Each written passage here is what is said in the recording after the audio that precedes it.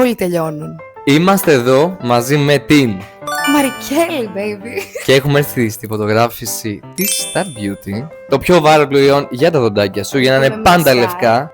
Strip, αυτό εδώ πέρα, παιδιά, αυτό είναι θαυματουργό, δεν το δίνουν απλά. Αυτό το κολλάς πάνω κάτω, τα βγάζεις και είσαι άλλα δόντια.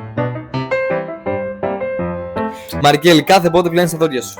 Το πρωί και το βράδυ. Πόσα πράγματα βάζεις στο στόμα σου? Πολλά. Όπως? Ταινίες, Ναι.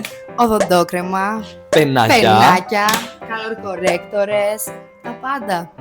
Να μου πεις τι δεν σου αρέσει σε έναν άντρα Σίγουρα να βρωμάει το στόμα του.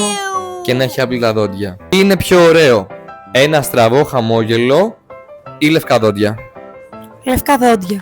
Αλλά το γνάθος είναι από τα δεξιά, το από πάνω στα αριστερά, δεν μας νοιάζει. Μπορεί τουλάχιστον να είναι λευκά. Αν δεν είναι λευκά και είναι κίτρινα, αλλά είναι στραβά. Ήου. Θέλω να μου δώσεις μια συμβουλή στα αγόρια και στα κορίτσια που μας βλέπουν. Πόσες φορές πρέπει να βουρτσίζουν τα δόντια τους και γιατί είναι σημαντικό γενικά να βουρτσίζουμε τα δόντια μας, γιατί πολλοί κόσμος δεν το κάνει. Λοιπόν, αρχικά, τι κάνετε με τη ζωή σας? Δεύτερον, πιστεύω ότι πρέπει να τα πλένουμε σίγουρα πρωί-βράδυ. Αν σας περισσεύει χρόνος, πλύνετε και το μεσημέρι. Πριν πάτε να φασώσετε το γκομενάκι, πρέπει να έχετε πλύνει το δοντάκι, παιδιά. Ένα χαμόγελο μετράει. Το χαμόγελο εγώ το κοιτάω κιόλας. Θέλω να μου κάνεις rate τα 3 προϊόντα. Γαμάνε να ξέρεις, επειδή εγώ τα έχω και τα χρησιμοποιώ. Το serum κιόλας εγώ είναι ένα color corrector, mauve. Εγώ το κάνω mix με την οδοντόκρεμα και μπαμ, έχεις λευκό δόντι.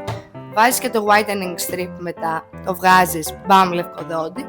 Κλείνεις και με το πενάκι σου και έχεις τελειώσει. Εσύ? Όλοι τελειώνουν. Αυτά ήταν, παιδιά.